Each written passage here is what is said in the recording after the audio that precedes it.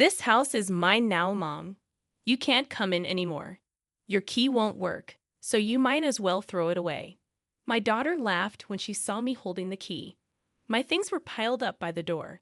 I didn't understand why my daughter was treating me like this, especially when I was still sad about my husband's death. I felt lost and confused. My name is Susan, and I'm 60 years old. My husband died recently after being sick for a long time. Many people came to his funeral and shared memories of him. We said goodbye to him with smiles instead of tears, just like he would have wanted. But even with all the support, I still felt very sad. We have a daughter named Emily. She got married and moved far away. And we haven't seen her much lately, even during holidays. She left quickly after briefly coming to her father's funeral. Before Emily got married, she was very close to us.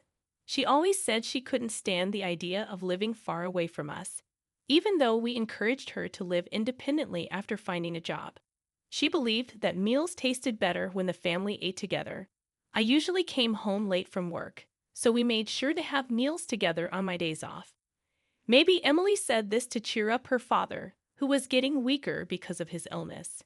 We were really happy and thankful for Emily's thoughtfulness. Then, Emily suddenly told us she was getting married and quickly got the marriage paperwork done. After that, she left our house in a rush. We were confused by her sudden decision. We only met her partner once and had a brief conversation with them. It seemed like they truly loved each other, and we only wished for Emily's happiness without interfering in their relationship. However, a few months after getting married, Emily stopped talking to us altogether. We worried a lot and kept sending her messages and calling her every day to check if she was okay. But she didn't reply to any of our messages or calls. Finally, when she did answer, she sounded annoyed and told us to stop bothering her. She even joked about only talking to us if we sent her money. During the day, she sounded like she was drunk and slurred her words. My husband heard all of this and just sighed deeply. Emily's behavior seemed to be influenced by her husband, Ole. After that, my husband never brought up Emily again. Some years later, Emily shamelessly asked us for money because she was having financial problems. That was the last time she and her father saw each other. Over the years, my husband and I made many memories together. We traveled and picked up new hobbies whenever he was well enough. Eventually, my husband passed away. When I came back home from his funeral, I was shocked to see movers directed by Emily piling up my belongings outside. She told them to just stack everything in a corner.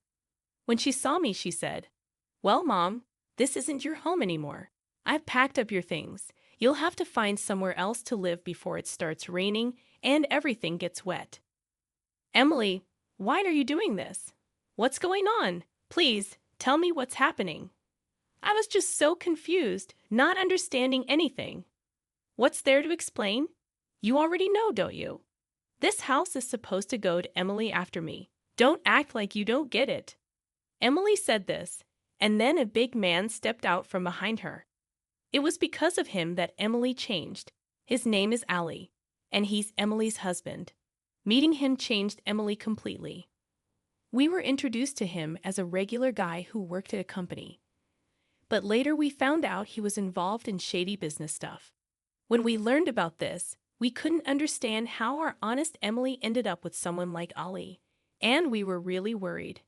Emily and Ali kept us away from them, but a few years ago, they suddenly came to our house and shamelessly asked my husband for money. It shook me deeply, but my husband stayed calm and mentioned a will that even I didn't know about back then. It clearly said that this house would go to Emily and everything else to me. Now that Dad has passed away, the house belongs to Emily, so outsiders should leave quickly. You have no right to live here. Don't pretend you've forgotten. Ali kicked my things aside and sneered, "But you can't just show up here all of a sudden." Seeing my stuff piled outside, I didn't know what to do. I felt completely lost. Now, Ole, don't be so harsh. Mom shouldn't stay here, but we're still family, right? Emily said this as she came closer to me while I held onto the key. "Don't be so sad. You'll always be my mom. You can use this key to come to the house anytime. Don't feel too down." Then she took the key from my hand and threw it as far as she could. "What's the matter with you?" The key flew through the air and disappeared. I was shocked by Emily's unexpected action. Turning back to her, I said, "I'm sorry about that." Upon closer inspection, I realized that the key was already useless. I forgot we changed the locks earlier. There was no point in you holding onto it, so I threw it away for you. Don't act like I've done something terrible. It's not that big of a deal. Emily and Ole looked at me in disbelief and burst into laughter. Emily's face, now completely different from before she got married, showed that she would do anything for her own benefit. I felt tears starting to form. Then I remembered my husband's gentle smile, as if he was telling me to stay strong. "Emily, I understand what you're trying to say, but you're getting the wrong idea. This isn't the right place to talk. Let's go inside." I urged Emily and Ole to come inside, but they resisted. "We're still moving in, and don't act like you're in charge, telling us where to talk. This isn't your house anymore. You need our permission to come in," Ollie snapped back. Faced with Allie's rudeness, I insisted, "We need to discuss this house. It's not yours yet." "I'm just about to explain," Emily interrupted. "I've called someone who can explain it clearly, and he'll be here soon. Let's go inside and have some tea. If you keep refusing, I'll call the police. They'll make me say it again." "This house doesn't belong to Emily. If you understand, come inside quickly. If you try anything, I'll be the one calling the police," I said firmly, unsettling them a bit. "Well, it might be the last time we listen to an old woman's nonsense. You're getting old anyway. We'll hear you out this time. But if you talk nonsense, you'll have to pay for wasting our time," Ollie threatened, sitting on the sofa with his legs crossed. Emily gave me a similar glare. It seemed like they had threatened people like this before to get what they wanted. This made me feel sad. Soon, the doorbell rang, and I let a man into the living room. He was the lawyer who had been there when my husband shared the details of the will. "You're the lawyer from before, right? What are you trying to say?" "We've seen the will that says this house goes to Emily, and Dad said so." "That's the truth, isn't it?" Ollie argued. "As I mentioned earlier, there was a misunderstanding before. The will includes a condition, and if that condition happens, the inheritance changes," the lawyer clarified. "Why are you confusing us with all these complicated terms?" Emily responded in frustration. Seeing their confusion, the lawyer took over to explain. "A conditional bequest with revocation means the will has conditions. In your father's will, the condition was that Susan could stay in the house as long as she's healthy. Emily would only inherit it if Susan couldn't live there anymore due to health issues or passed away. Your father was very clear about this." Ollie and Emily looked completely confused. Did he really say that? Even if he did, we wouldn't remember. What's this talk about revocation? Emily shook her head in disbelief. "Okay, then what about those conditions?" Ollie asked, sounding a bit shaken but still defiant. "By trying to kick Susan out of the house, you violated the conditions of the will. Because of that, Emily lost her right to inherit the house," the lawyer explained straightforwardly. "Wait. So you're saying I can't inherit just because of that? That's ridiculous." Emily exploded in frustration. "That's the essence of this will. Breaking that condition, whether it's minor or major, leads to revocation," the lawyer explained calmly. "When did we ever break that condition? Can you prove it?" Ollie leaned in, clearly trying to intimidate the lawyer. The lawyer cleared his throat. "There was a moving truck outside, arranged by you two, wasn't it? You were trying to move your things in and live here without Susan's consent. Don't act like we did something wrong. We told Mom about it. She just forgot and panicked on her own. That's not our fault," Emily protested. "Such childish excuses don't work in the adult world. Not only did you move in without permission, but you also threw my belongings outside, telling me to leave quickly," the lawyer replied sternly. "I never said that. You're the one lying. I can't believe my own mother would make up such accusations. If you keep this up, I'll sue you. Do you want that? Being sued by your own daughter is the last thing you want, right? So take back what you said." Emily threatened, her voice filled with anger. The lawyer remained composed and pulled out his phone. We can't retract the truth. Multiple witnesses saw and heard you telling Susan to leave. We've even recorded their testimonies. He played a video with statements from movers and neighbors. Everyone's stories match. They'd all say you two told Susan to leave. You could have paid them to say that. How can we trust this? Stop making a fool of us. Ollie accused, but the lawyer ignored him. Instead, he produced a key.